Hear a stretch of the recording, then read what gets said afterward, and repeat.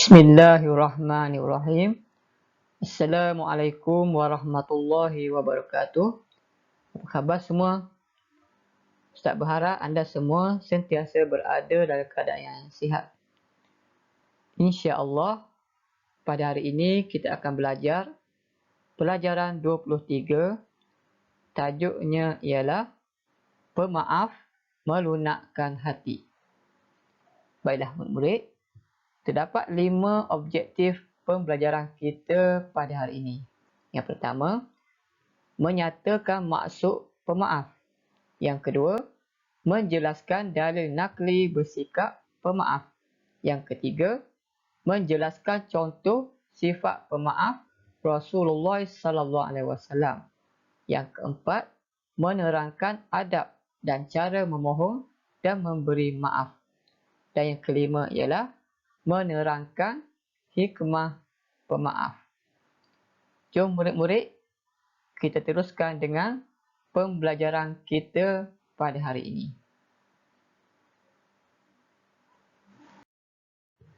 Apakah yang dimaksudkan dengan pemaaf? Dari segi bahasa, pemaaf ialah melepaskan atau membebaskan. Manakala dari segi istilah pula, pemaaf ialah melepaskan seseorang daripada kesalahan dan membebaskannya daripada hukuman. Seterusnya, dalil nakli. Allah Subhanahu Wa Taala menggalakkan manusia supaya bersikap pemaaf. Sebagaimana firman Allah Subhanahu Wa Taala dalam surah Al-Baqarah ayat 237 yang berbunyi, A'udzu billahi minasyaitonir rajim. Wa an ta'fu aqrabu littaqwa. Maksudnya, dan perbuatan kamu memberi kemaafan itu lebih hampir kepada takwa. Seterusnya murid-murid, firman Allah Subhanahu Wa Taala juga dalam surah Ali Imran ayat 134 yang berbunyi, A'udzu billahi minasyaitonir rajim. Allazina yunfikuna fis sarra'i wad-dharra'i wal kazimin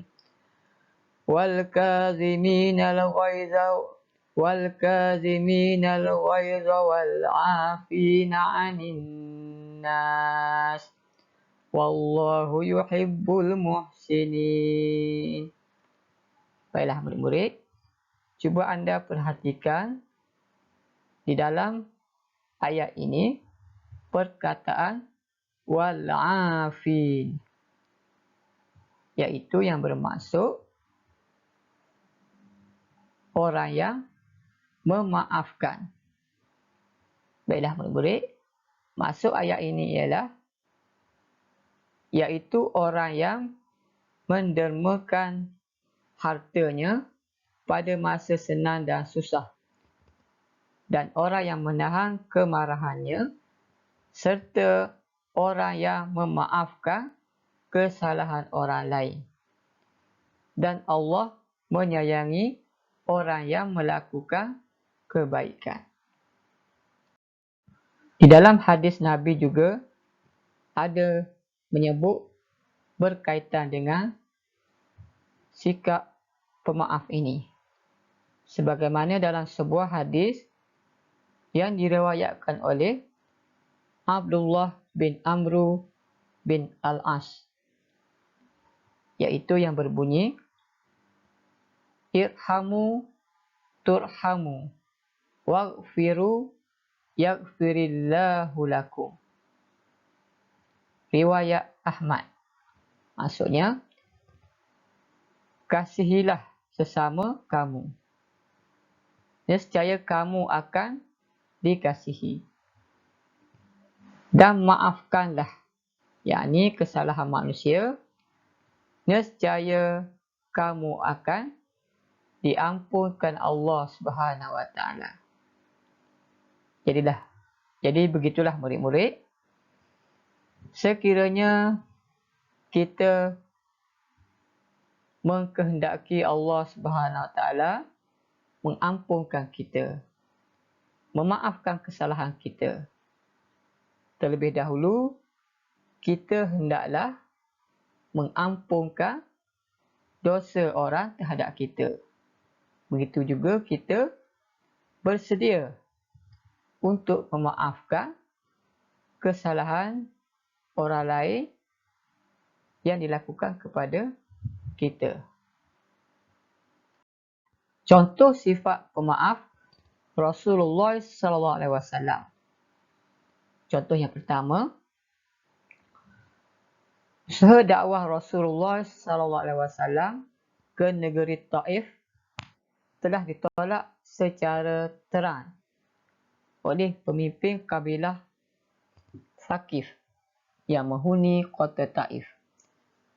Baginda, yakni Nabi Muhammad sallallahu alaihi wasallam, telah dihina dan dilontar dengan batu sehingga berdarah dan luka yang teruk. Allah Subhanahu Wa Taala telah mengutus malaikat Jibril dan malaikat penjaga gunung untuk menimpakan gunung ke atas penduduk Taif itu. Lantas baginda menjawab, "Wahai Jibril, jangan lakukannya. Biarlah aku bersabar terhadap kaumku. Semoga Allah Subhanahu Wa Taala akan melahirkan daripada zuriat mereka orang-orang yang beriman kepada Allah Subhanahu Wa Taala." Baginda lantas mendoakan penduduk Taif, "Ya Allah, berilah petunjuk kepada kaumku. Sesungguhnya mereka tidak mengetahui."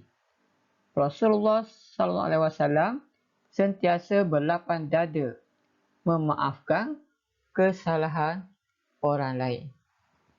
Jadinya murid-murid, berdasarkan kepada contoh yang pertama ini, sebagai manusia biasa, kita hendaklah sentiasa memaafkan kesalahan orang lain. Kerana apa ya murid-murid? Kerana manusia itu sudah pastilah tidak terlepas daripada melakukan dosa.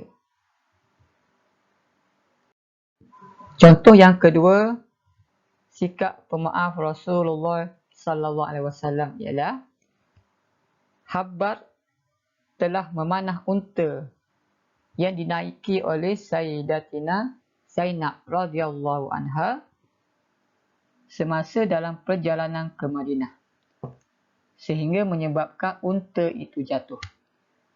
Sayyidatina Zainab radhiyallahu anha terhumban dari atas unta hingga gugur kandungannya. Habbar datang menemui Rasulullah sallallahu alaihi wasallam di Madinah untuk memohon maaf. Lalu baginda sallallahu alaihi wasallam memaafkannya. Habbar kemudiannya memeluk Islam. Jadi murid-murid, berdasarkan kepada kisah yang kedua ini, menunjukkan bahawa Rasulullah sallallahu alaihi wasallam sentiasa memaafkan dan sentiasa bersedia untuk memaafkan kesalahan orang lain terhadap keluarga baginda ataupun kepada baginda sendiri. Jadinya murid-murid, daripada kisah ini, semoga kita dapat mengambil iktibar agar sentiasa memaafkan kesalahan orang terhadap kita. Adab dan cara memohon kemaafan. Bagaimana ya murid-murid?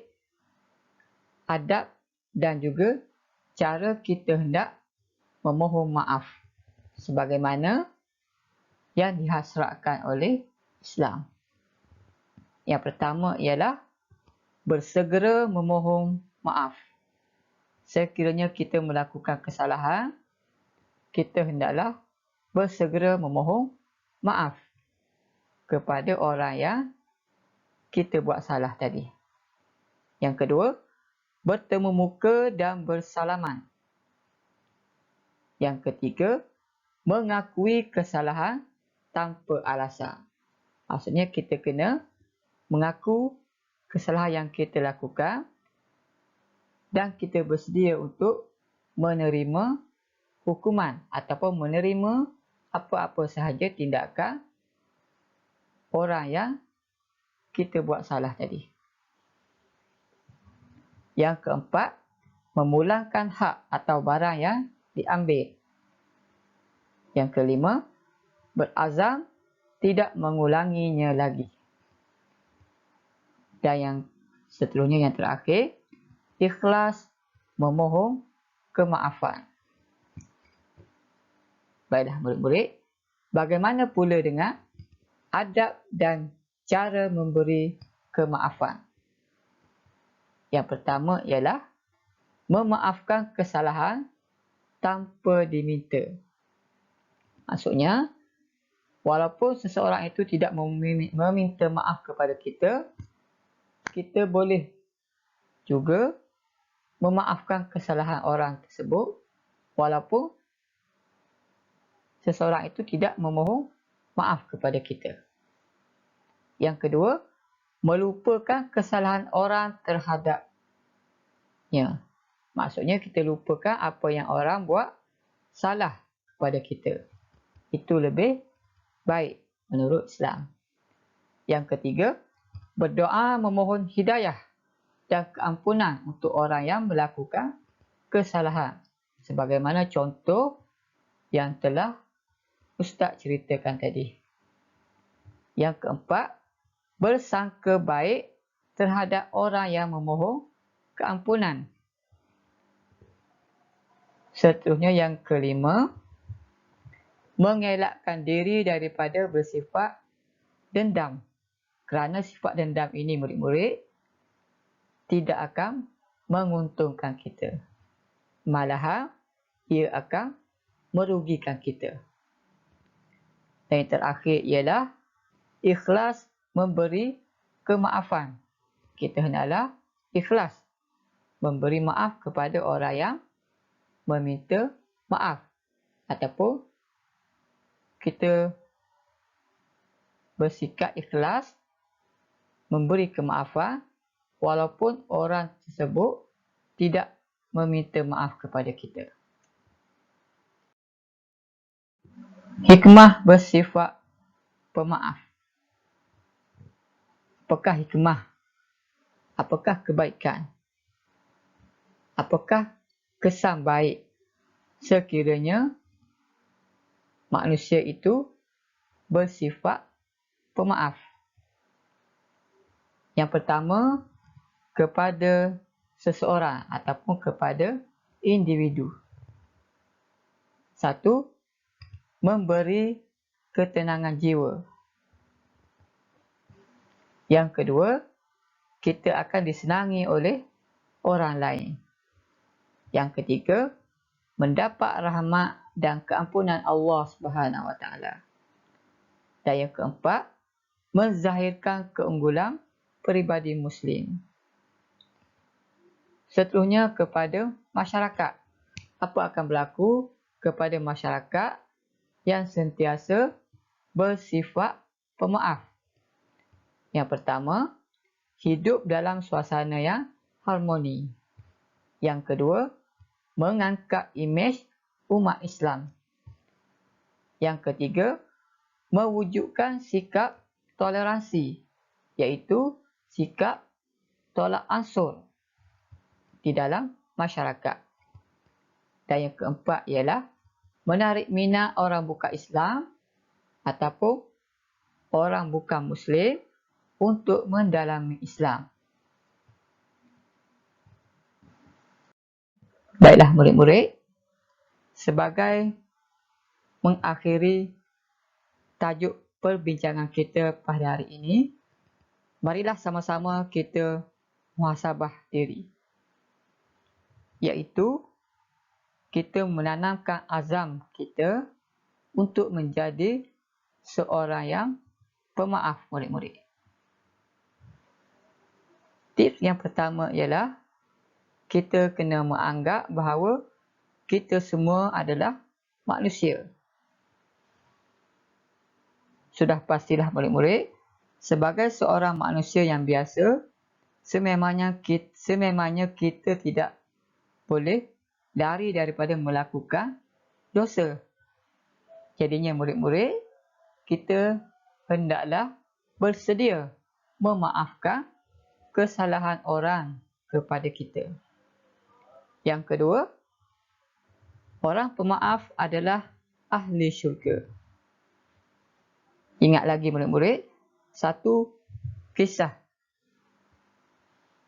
yang berlaku pada zaman Rasulullah SAW, iaitu Nabi ada menceritakan berkaitan dengan seorang pemuda, iaitu Nabi berkata bahawa pemuda itu adalah ahli syurga. Jadinya murid-murid, sahabat Rasulullah iaitu Abdullah bin Amru ingin mengetahui apakah rahsia, apakah amalan orang itu sehingga Nabi mengatakan bahawa orang itu adalah ahli syurga. Akhirnya Abdullah bin Amru ini telah pergi ke rumah orang tersebut. Dan beliau memerhatikan apakah amalan-amalan yang dilakukan oleh orang tersebut. Abdullah bin Amru meneliti dan dia mendapati bahawa orang tersebut tidak melakukan apa-apa amalan yang berbeza dengan orang lain. Kemudian, Abdullah bin Amru bertanya kepada orang tersebut, apakah amalan kamu yang menyebabkan Rasulullah SAW mengatakan bahawa kamu adalah ahli syurga? Lalu orang itu pun menjawab, antara amalan yang beliau lakukan ialah, iaitu sebelum tidur, dia akan memaafkan semua kesalahan orang terhadap dia. Jadi itulah murid-murid. Maksudnya, amalan memberi kemaafan kepada seseorang, Allah SWT telah menjanjikannya sebagai ahli syurga. Masya Allah. Baiklah murid-murid. Yang ketiga, tips yang ketiga ialah mencontohi akhlak sirah Nabi.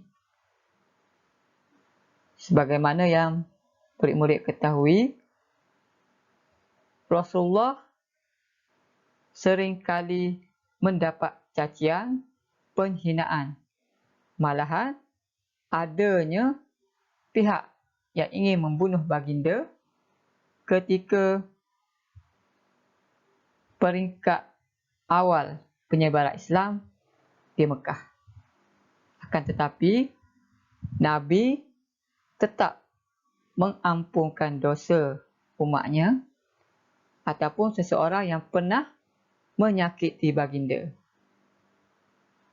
Jadinya murid-murid, begitulah tips untuk sama-sama kita mengambil iktibar, mengambil pengajaran daripada tajuk kita pada hari ini, iaitu pemaaf melunakkan hati. Baiklah murid-murid, sekian pembelajaran kita pada hari ini. Wallahu a'lam. Assalamualaikum warahmatullahi wabarakatuh.